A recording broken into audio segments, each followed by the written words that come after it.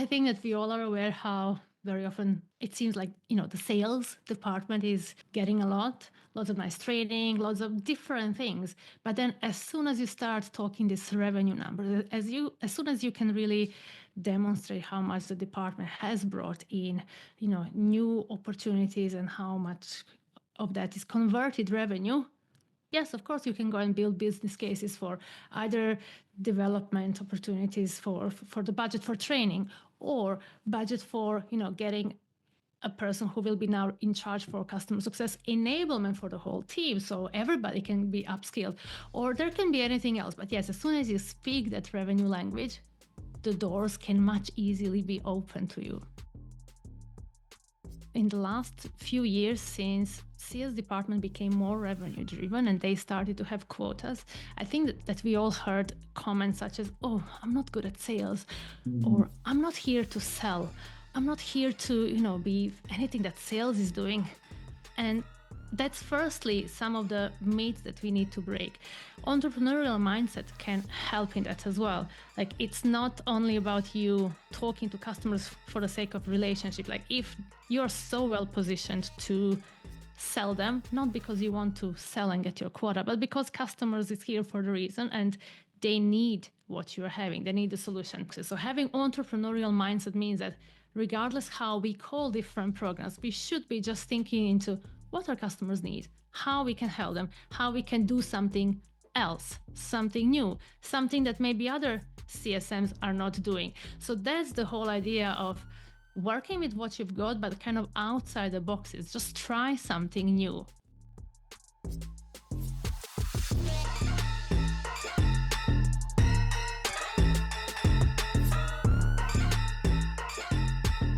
Welcome to another episode of Customer Success Talks, Real Challenges, Experts Advice, the podcast dedicated to helping those transitioning into customer success and early career customer success managers.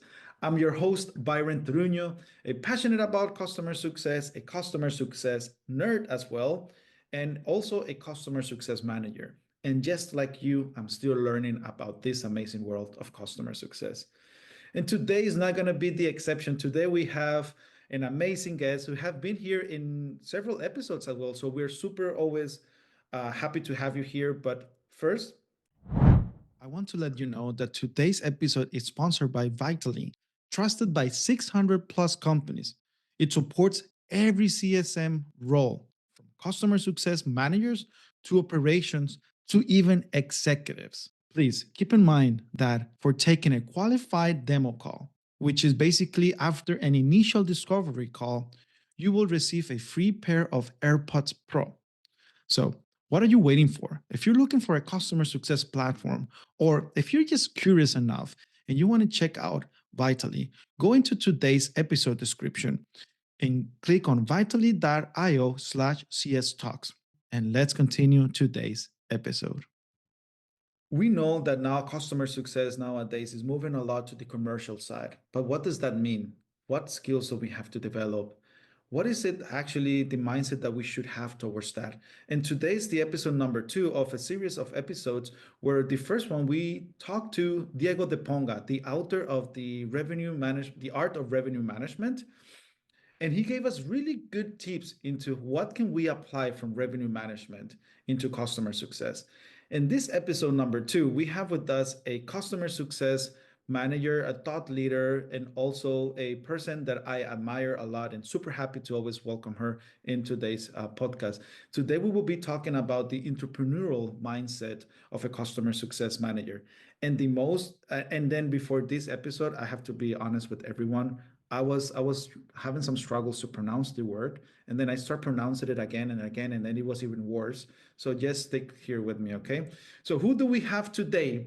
Let's move from that important information that you did not need to know to something that you do need to know. We have today with us Marija Skobe-Pilley. For me, it's a multi-talented person who has gone from musician to customer success leader. She's also the founder of Women in Customer Success, a network that promotes and showcases women in the industry. Also, there's a podcast behind called Women in Customer Success, where women are the spotlight in this podcast.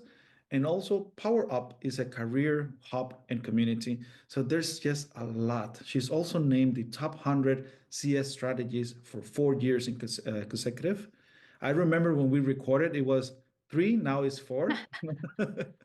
And also, her most recent venture is Fractional SaaS, a boutique consultancy providing customer success leadership with early stage, um, providing customer success leadership for early stage startups. Oof, am I missing something, Maria? Welcome to Customer Success Talks. Thank you, Byron. It's so nice to be here. Thanks for inviting me again. It's a pleasure to be here and explore this, I do believe, very interesting topic. And another interesting thing is for you and me both, English is not our first language, right? So we can practice together. It's entrepreneurial. I guess by the end of the conversation, we may get it right. Yeah, entrepreneurial, right? It is indeed. It is indeed. But thank you so much again for your time. And this is your home. Customer success talks will always be a place where you are most than welcome. And today's topic is going to be having this entrepreneurial mindset, or even how you also say it in your new course that you have, which is think like a business owners. So let's jump into that. You created an online course called the Revenue Customer Success Manager, or the Revenue CSM, basically. Yeah. What will people expect from that online course? So, a few things. People can expect to develop entrepreneurial mindset and skills to help them increase their revenue for their company, for their customers, but also subsequently to grow their personal brand and career. You may not know it. Originally, I thought of calling this course How to Get Promoted. And then I realized, it's kind of interesting, if so many CSMs come to their managers and say, oh, can my company sponsor me for the course, How to Get Promoted? Maybe not every single manager would be happy to do it, but I've realized I really, for years, wanted to focus on giving people skills and strategies of really how to get promoted and how to establish their expertise as a CSM, how to be visible in front of their managers, in front of their organizations. And once I put so many different skills and techniques in place, I realized, well, in order to do it in CSM world, it all comes down to the numbers, to revenues, to that mindset of really managing your book of business as you are the owner of the company, as you are CEO. So it's all about really starting with those numbers. And then as a consequence, we are building towards your personal brand and hopefully you getting promoted. But yeah, so in this course, people can expect to get really some tips and tricks and some of my experiences in developing entrepreneurial mindset. And I think it's important for people to go through a kind of course or outline like that if they want to become top performers, simply because just having a relationship with customers is not enough anymore. I think that people, in order to really be high performers in the company, they need to know their numbers and they need to be able to help customers to accomplish those results and outcomes. And that, as I already mentioned, as a consequence, that leads them to having more better and more increased personal branding, and also to increase their chances of getting more opportunities for thought leadership, for being invited to do talks and gigs and so many other stimulating opportunities that can help them in their career. So it all comes down to the beginning numbers and the revenue.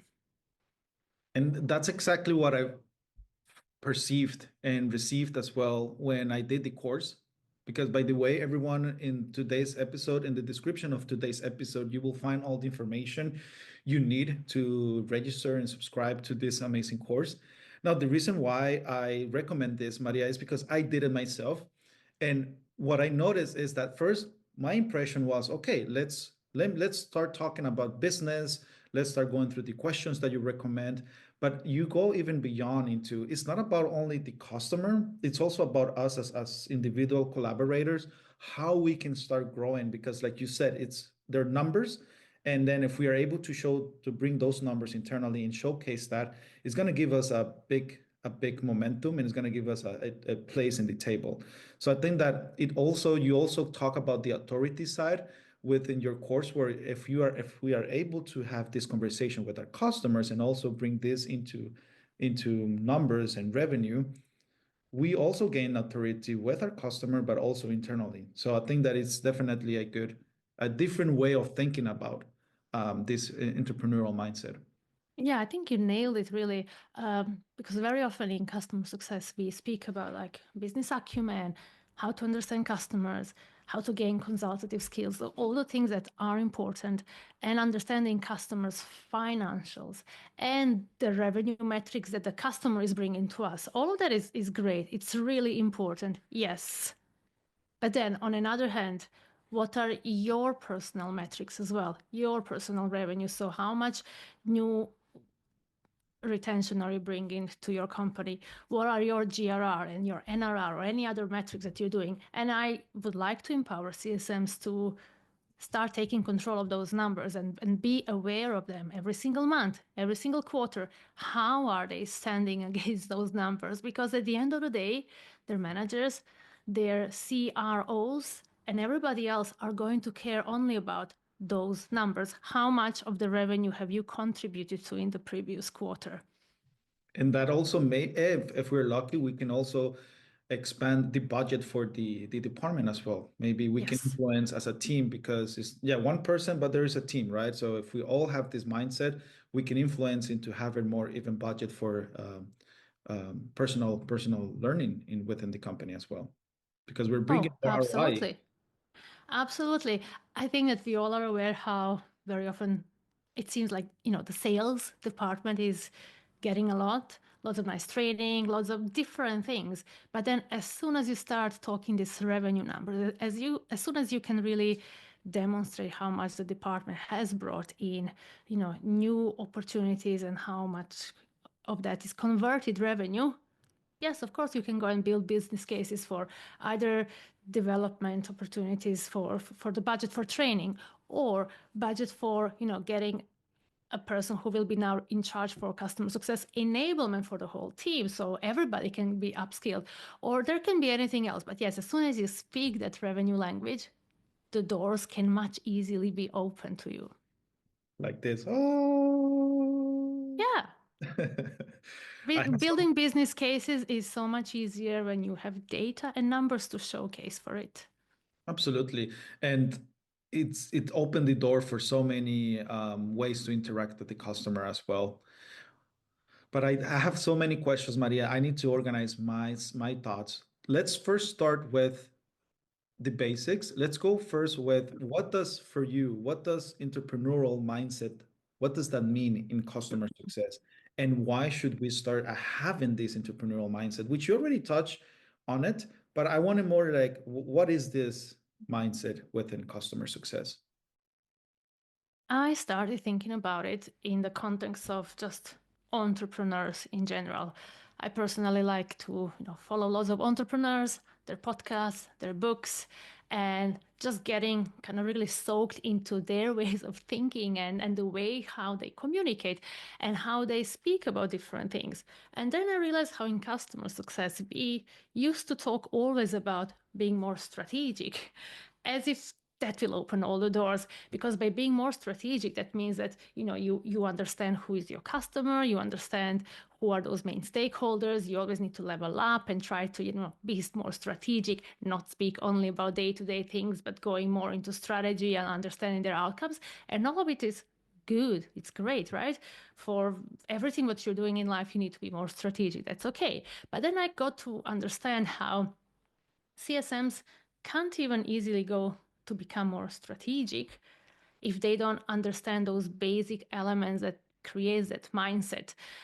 Why I speak about entrepreneurial mindset is because people who have that mindset, so those skills and abilities, it's really like a behavior for people to help them to take different approaches. So not being afraid of, trying out new things, test ideas, or constantly trying to do something new for their customers, constantly and continuously looking into the data, testing it, analyzing it again and again. When you are an entrepreneur or when you have your own business or so, you are not only following the processes, and now I'm not saying that you shouldn't be following the processes, but you're constantly looking for something new. So just for example, often in the last few years, since sales department became more revenue driven and they started to have quotas, I think that we all heard comments such as, oh, I'm not good at sales, or I'm not here to sell. I'm not here to, be anything that sales is doing. And that's firstly some of the myths that we need to break. Entrepreneurial mindset can help in that as well. Like, it's not only about you talking to customers for the sake of relationship. Like, if you're so well positioned to sell them, not because you want to sell and get your quota, but because customers is here for the reason and they need what you're having. They need the solution. But anyway, I think we'll touch upon that later on as well. What I actually wanted to mention as well in terms of being entrepreneurial,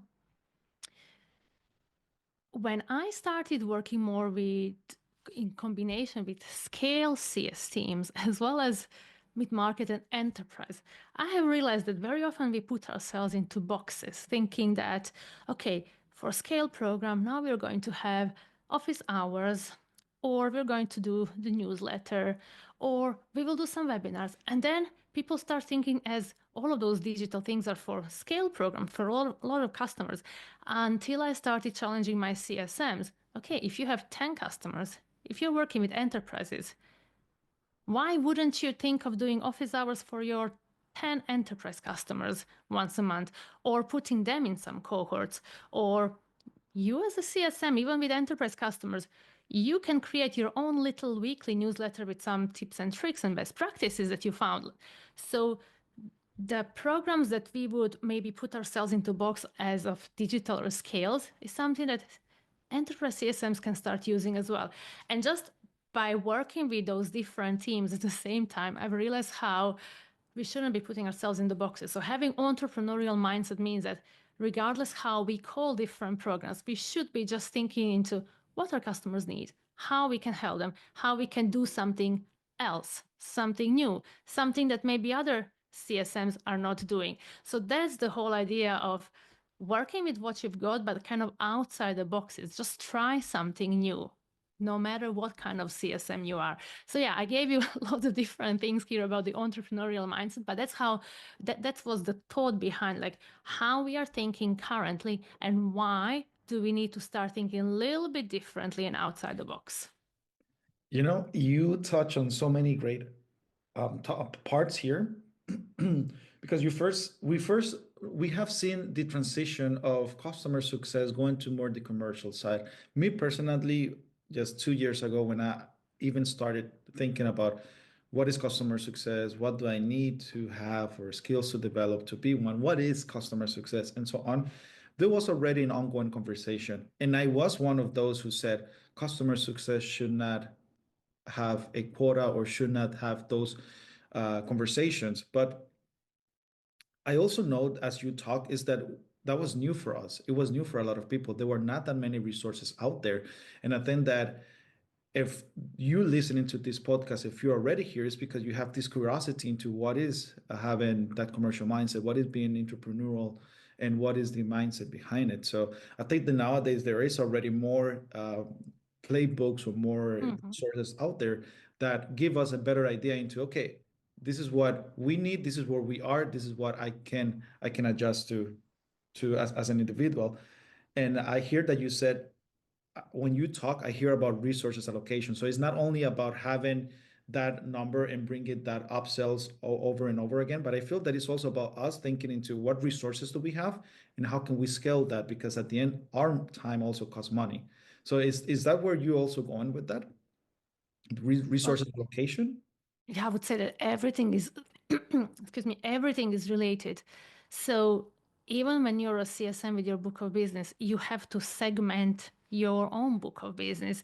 And I'm not talking about, the company-wide segmentation that is in CRM. Regardless how many customers you have, I typically suggest CSMs to segment them based on, top growth. Who are your top customers that are the largest, the biggest. You definitely need to spend a lot of time with them. You can't afford to lose them. Then, what are your top growth customers? Again, you may have some of them overlapping within those categories, but you need to know who among your customers have the biggest potential for growth. Maybe your product is used in some world-class huge companies like IKEA or anything else that's present everywhere in the world, but they are using only a little portion of it. So you as a CSM have a responsibility to try and see how you can expand them. So you definitely want to put some time into those customers that you can grow as well. And then my third category is top risks. Again, it's very likely maybe some of your top customers will be also in that category of top risks, but those are also the customers that you have to always take care of and look after them. So you can't just, let them be. So there are already three main categories. And then last one is the maintenance. Among your customers, you may probably have some that don't require so much hand-holding and so much support, and that's fine. You can kind of let them be. You can just maintain them for the time being while you are focusing on those other types of customers. So in that way, you are also making sure that you put yourself as a resource to appropriate places as well. Well, that sounds a lot, right? Where to start? Like what's one tactical way a CSM can start shifting toward a revenue focused approach, like right now, this week? What advice would you give us? Firstly is I'll give you the mindset shift and then the tactical tips that they can try. Mindset would be you as CSM are on an amazing position to sell to your customer, and you don't even need to think about it as selling, but by bringing more value. Now, just imagine when customer is already using your product, they're even talking to you, which is a big deal nowadays. That means that they value what they are getting.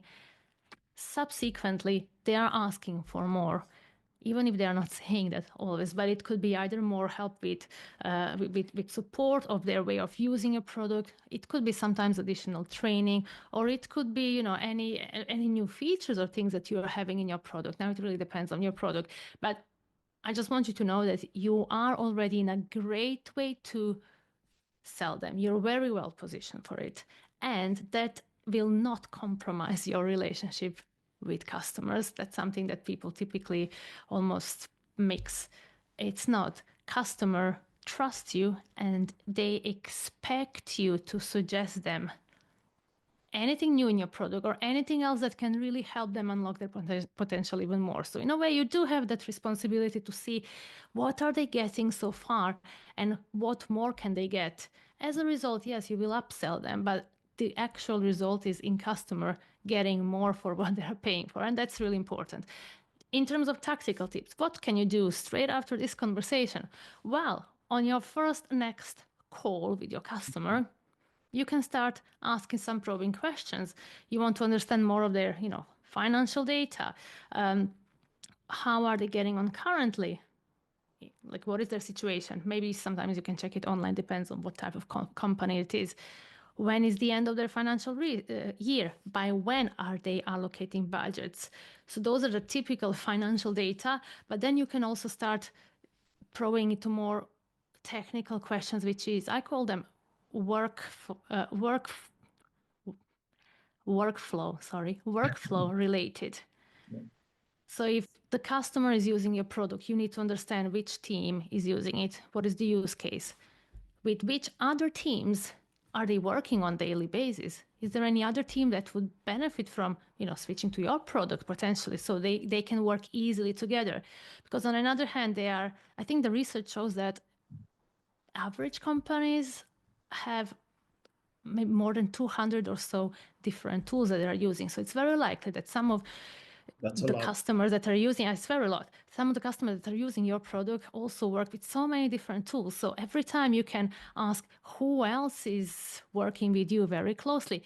Can we not put you all into the same workflow here? So you can always try to ease their workflow as well and their whole process by trying to get somebody else on your product. So when you start having conversations about the workflow, which is firstly, you need to have those conversations to understand how they're using your product. You will know more. But those are the opportunities, those little snippets of ideas that help you see what else from your product can they be using and how you could release maybe some of the workflow for them. Where is still some manual process that they may have and that now you can start putting into the system. So you're just probing a little bit outside of what they are typically doing. And that gives you loads of nice insights into where they could go next or what other features should they be using. Vitally playbooks automate repetitive work and customer journeys, turning CSMs from reactive to proactive. Isn't that what we all want? It also enables new levels of CS productivity with tools from projects, conversations, surveys, and even goal tracking. So, what are you waiting for, everyone? Go ahead into today's episode description, click on the link vitally.io/CS Talks, and let's continue today's episode. You also talk a lot about confidence, right, Maria? You are a believer of confidence. I think you need to have confidence for everything. However, I think that very often we wait to have confidence, to build confidence before you start doing the work. And I don't think that is possible always. I don't know, maybe that's controversial, but very often you just gain confidence by repeating the same things over and over again. Just before we started recording, when I asked you about the podcast and how you're feeling about it now, you said, "Oh, I feel much more confident. Things are getting much easier." Yes, by repeating, the confidence comes. Now, if you were waiting to get or gain confidence in order to start podcast, you wouldn't have that many episodes that you have under your belt so far. You would maybe still be waiting and gaining that confidence. So it's not like a chicken and egg situation, but it's not about waiting for confidence to happen. And I understand very often CSMs especially may say, well, I don't have confidence in selling. I don't know how to say, I don't know how to negotiate. Maybe I need to gain more confidence in that. All you need is few questions, some little talk track that you can ask your customers. And by asking those few questions that you feel comfortable with, you will start opening up the conversations. Next time it will be easier. Third time, much easier. And after 10 conversations, you will be a pro of it.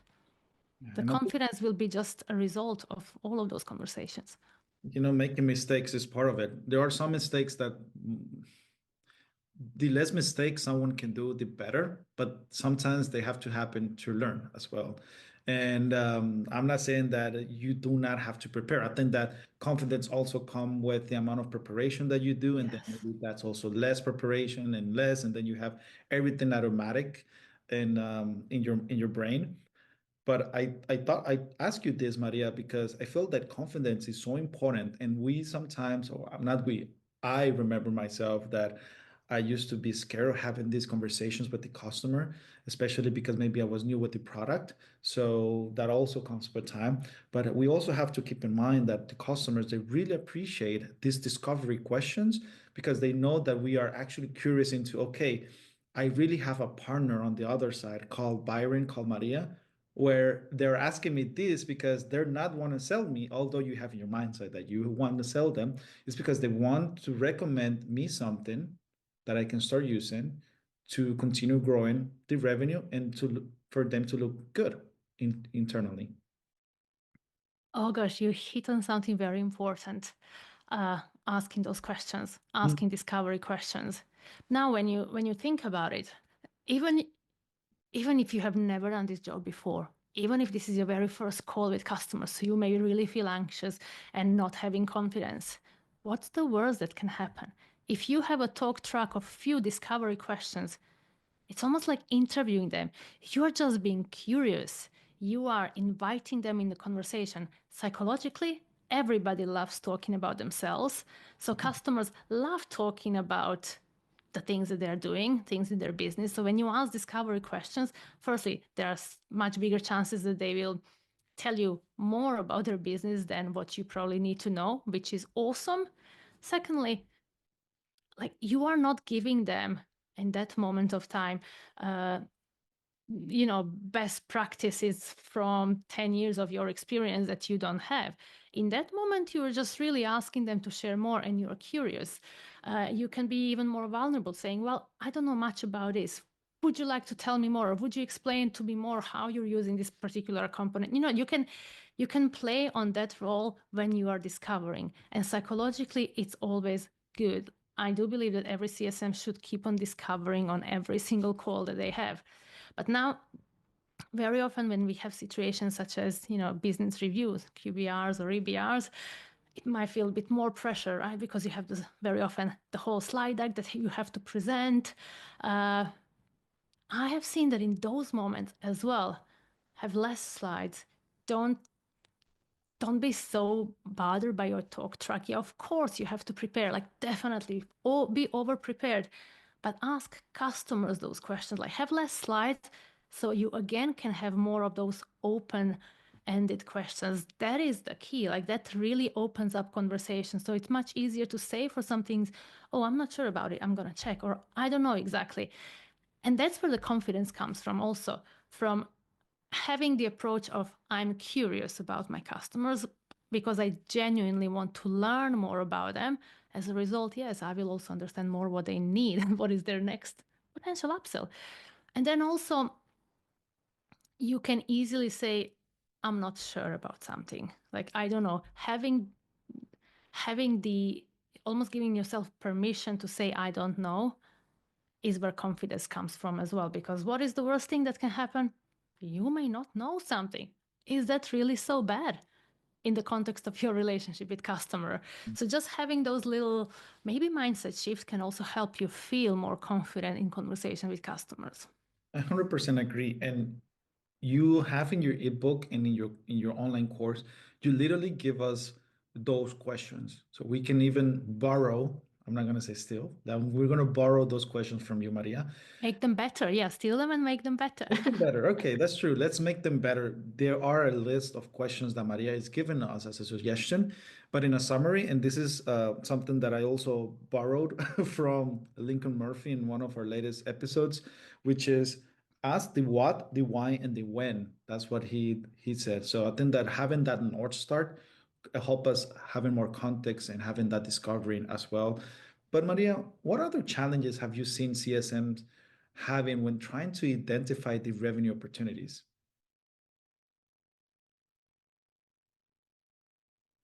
Something that my SDR leaders would call qualifying customers, because sometimes we may have a hint. Okay, I think that customer said XYZ, meaning they probably need, let's say extra training or 3 more licenses.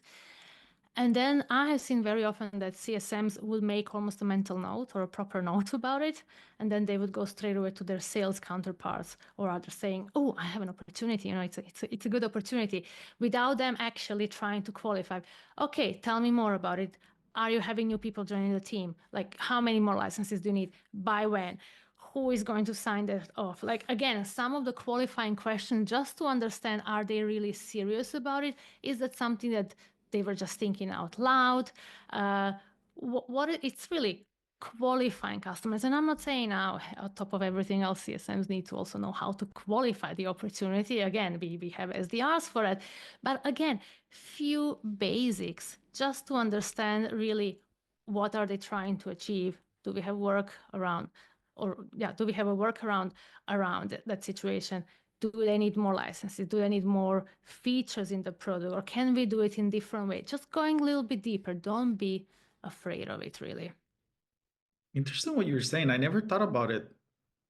Like qualifying, because sometimes customers think they need something and then we make the upsell, but actually the relation could go worse just because they were not ready or they were not in a stage where they needed that upsell. Yes, and every time when a customer seems that they need something more, we also have to understand what are their internal resources. So not only finances, can they afford 5 more licenses. That's not a thing, but internal resources.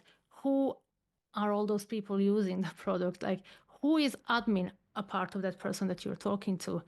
Will they need more people to, develop those few new workflows that they are thinking of?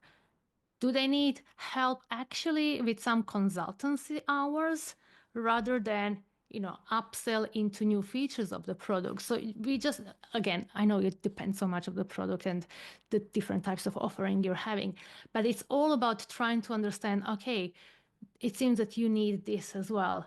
Maybe it's not always the feature. Maybe it's workaround. Maybe it's consultants that can help them build it out. So there is just so many different features of helping them solve the problem that they have currently. That's so true. Because that's the part of the entrepreneurial mindset or thinking as a business owner, because we know by default what the customer might need from their end as resources, but maybe they don't know yet what they need, if that makes sense. That absolutely makes sense.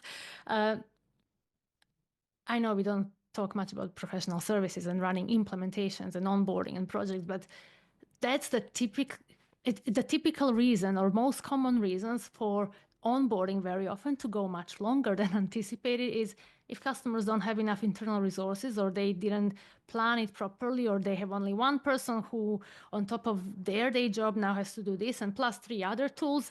And then you start uncovering all of those little blockers that we haven't mentioned before. So when customer comes to you with a problem, you need to try to figure out where is actually the problem. Is it in their manpower? Is it in resources? Is it in time? Is it in another tool? Maybe this concept of the tool wouldn't even help them. So it's really going much more deeper to understand what's the problem and what they need. There we go. Understand again. Discover. It's always that word. Which is tricky and interesting one. So if customer is telling me something and I think I understand, do I really understand that? Or am I just making an interpretation based on what I heard? Oh, So another little tool, it's just a communication tool that CSMs can use is playing it back. Just starting the sentence with, am I hearing right? So you're saying that you need blah, blah, blah. So when you repeat what customer said, they may think about it again and say, oh no, that's not actually what I meant. Or yes, I mean it. Plus, they add something more. So that playback is a very cool tool to use either on a call. So you can literally say, am I hearing that well? Or even if you're writing call notes or follow-up email, you can also use it there. Did I get it right? Or did I understand right that you mentioned that you need, X, Y, Z? So it can just be a good tool to get you both on the same page. to make sure they're both are. That's a really smart. Talking the same language, yes. Yeah, that's a really smart move, and it's those type of tactics that you can implement and or apply, and there's no harm behind it. Oh, it's amazing tool for communication. I learned it from my boss, actually. We were not in a customer related calls. We were just in leadership conversations. And I just love how every time many of us were talking on a meeting, he would come with that. So am I hearing right? That, and when he would repeat what you said, you're just thinking twice, is that actually what I meant? Or is that how it came across? No, It I makes didn't us mean it think. that way. I should just correct something. Yes, it's just a good communication tool. Yeah. Now, as I said, both you and me, we are not, native English speakers. How many people today speak in English with their customers, and many of them are not even, using English as their first language. And sometimes it can just be, little misinterpretation from anyone. It's just a communication thing. There's no harm. So when you say, is it harmful? Absolutely not. You're just using it as a good communication technique. That will just make you a better communicator. So am I hearing from you that we should be better communicators? I'm just using it. Good one. Good one. Well done. But yeah, Yes, you're hearing right. I think that one of the challenges that we also go through, maybe at the beginning, and as we develop this confidence that we have been talking about, is not sounding salesy. I think that once a customer see us as that salesperson, or we have that sales hat from a customer success point of view, of course, I think that could change a lot of the open opportunities that we may create or we want to create. So how to not sound salesy? Well, you start with value and what they are receiving. It's almost like playing back what are the good benefits that they are already getting from the system. Now, they are salespeople and salespeople. I would say that What do you mean? when I worked most closely with amazing sales executives, I never felt that they were selling. It was very much conversation about customers' business, where they are heading on next, how are we helping them reach, next 3 or 6 months. It was so very similar to customer success. They would just position that conversation so much around the value that the result is just the sales. So there is a difference between that approach when you are again really curious about customers' business and you know it and then you match solutions to the problem, rather than showcasing once before renewal and saying, oh yeah, so how you've been doing, okay, your renewal is coming up, are you thinking of upselling? When you're having salesy words without Mm, substance, that's mm. salesy, and that's what we don't want to be. And even being pushy. And pushy, yes. Oh, by the end of the month, you should just do it. You don't want to do that for your customers. You shouldn't be pushy. You shouldn't be salesy. But it all comes down with really, again, understanding what are they after and how much more they can really get value from the product that they're using. Value, value, and value. It's like throwing a rock of value and then throwing maybe an offer, depending on if would that be an Yes. analogy, like You throwing know it. what? Yeah, exactly. You're right. I like that blueprint by winning by design. I think they call it recurring impact equals recurring revenue. So that's just about it. When customers are seeing the impact of your product to their business, they will want more of that impact and they will want to expand it more. So our job as CSMs or even sales is to also play back those little impacts to them. That's why advocacy piece comes very much into mind. Like when you start sharing those little stories, how they are doing well or how some of your other customers are creating this XYZ impact on their business, you give them also more inspiration to see, can we do something similar together? So from time to time, when you're talking to your customers, just reminding them of, oh, I see you have done, XYZ task in your system or whatever your product is for. Like, just remind them of all of those little things that they keep on using in your product, and ask them to almost validate it for you. So you are capturing that impact that they're having without them knowing that you're actually capturing the impact. But psychologically, when they are realizing all of those little things that they are doing well with your product from month to month, as a result of it, yeah, of course they will continue. They'll get something new as well. It's like if you're doing this already and you're receiving this amount off, and this is the impact, imagine having this. Yeah, no, that's not the right framing. But what I want to say is that if you show the impact, then it opens the door into if this is what you can reach, this is what more you can reach as well if you have this product with you. Absolutely. And there's one thing to it as well, which it's not CSM's fault. It's very often sometimes immaturity of a department. Very often we don't have some kind of a value framework for our customers. So typically value framework would represent the transformation that you want your customer to go through. So if I was in a productivity space, that maturity would look like you are now on first step, which is all of your team members using the same product, meaning now you have more visibility and streamline processes. Now step 2 would be doing more of those things for the same team. Step 3, step 4, or step 5. Then on step 5, like your whole organization is incredibly effective and productive just because you're doing those XYZ steps that we are suggesting. But very often we don't have that. Like we don't have that transformation in our minds. Like where do we want our customers to be in 5 years? Like how would we want us and our product to impact their business heavily in the next few years, or no matter what would be those transformation stages? And very often that's due to maturity. We are just we are bogged down into those day-to-day activities.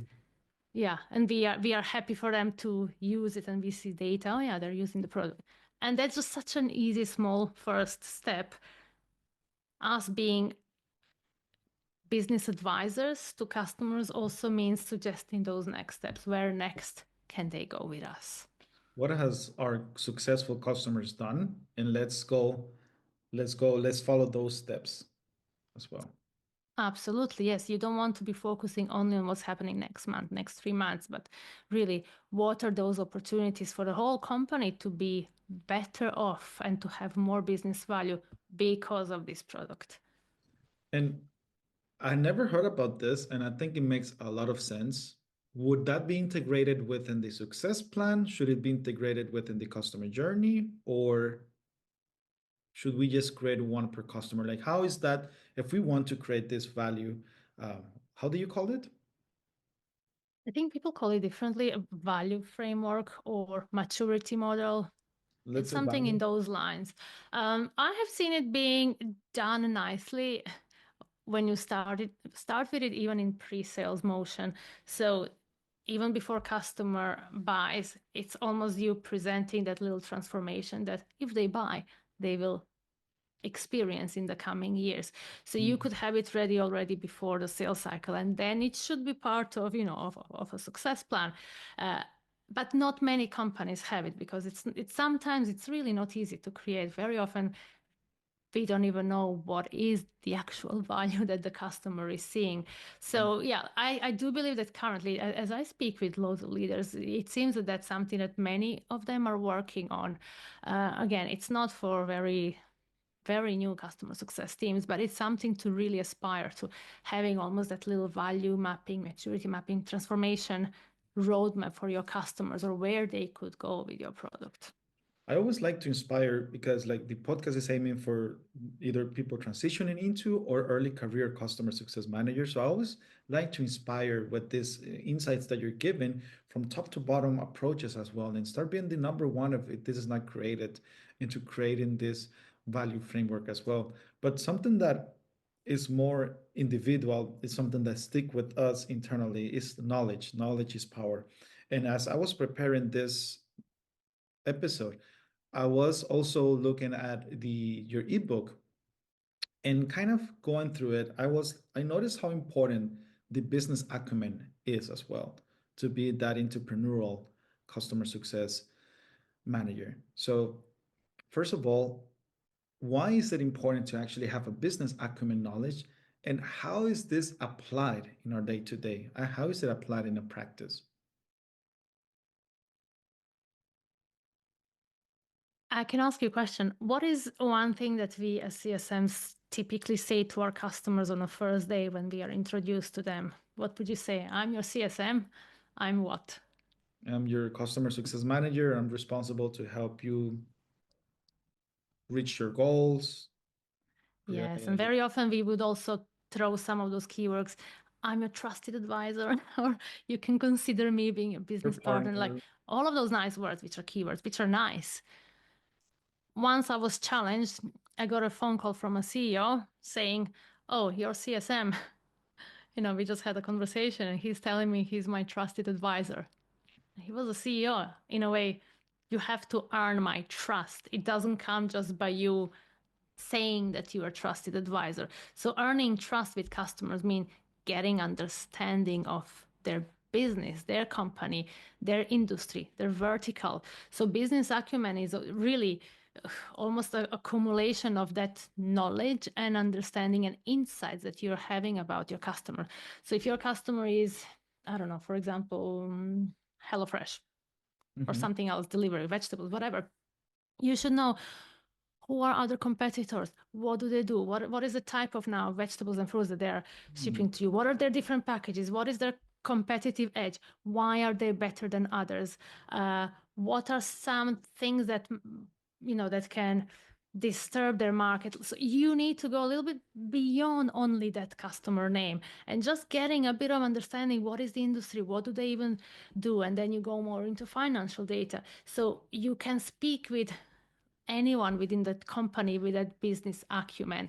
And business acumen is something you really have to research. And I know very often we like don't have time to research all of the customers, but once you're working very closely with them, what is the point of talking only about little features of the product if you don't know how is it actually helping them? And when we say, I'm here to help you with your business goals, okay, cool, what are those business goals? So for all of that, you need to be empowered and have that higher level business knowledge, because we need to be a bit more deeper with that. And that's why, to understand business information and insights, I think that we all have to do lots of research online. I guess that AI helps with it as well, because sometimes you can just go and type a little bit, give me the main insights of that customer or of this industry, main challenges. So you can be a bit prepared in probably shorter time. Now, how much can we trust all of it? That's another story.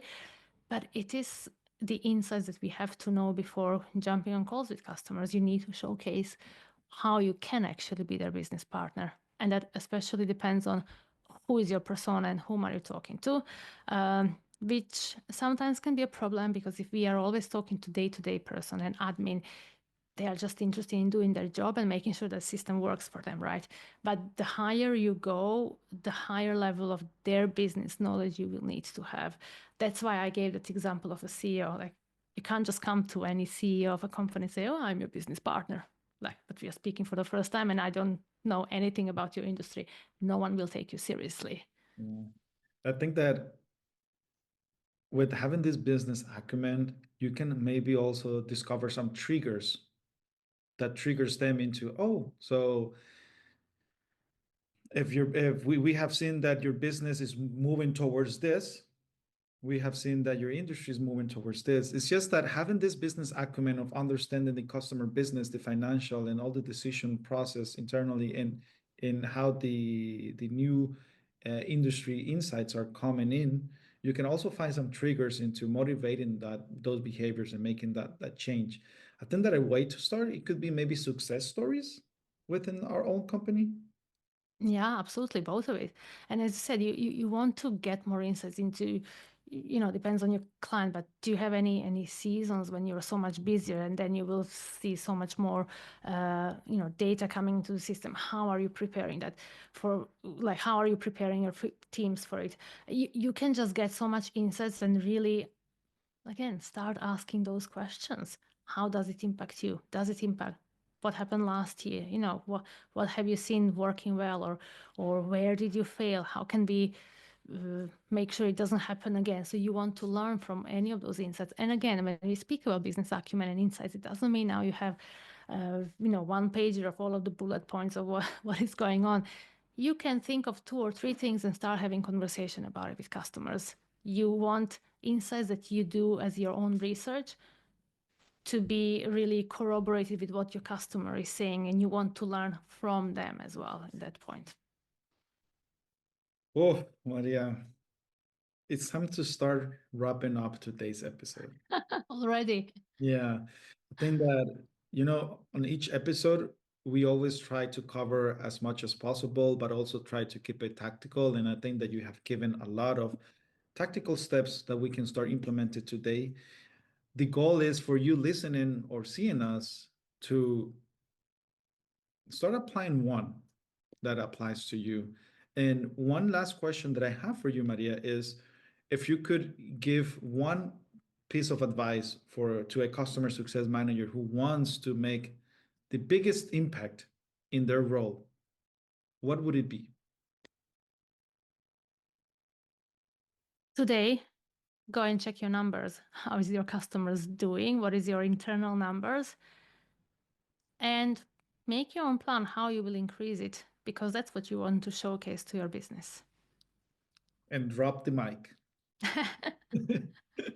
Thank you very much, Maria, for your time and being here again in Customer Success Talks. Thank you, Byron. It was a pleasure. Thanks for having me. And everyone here with us, remember, keep learning, keep growing, and let's keep improving the world of customer success. Until next time. I do not want to finish today's episode without letting you know that with Vitally, you can unlock collaboration with your customers through dedicated workspaces to execute on shared outcomes through data, feedback, and more. Also, with Vitally AI, yes, AI, it automates workflows and turns unstructured customer data into actionable insights. Wow. Go into today's episode description, click on vitally.io/CS Talks. And thanks to those sponsors, we are able to grow. I just purchased a new microphone and I can continue purchasing more and more to continue growing and help everyone out there who is either transitioning into CS or early career customer success manager. Thank you, Vitally, for this opportunity. And thank you all for your support.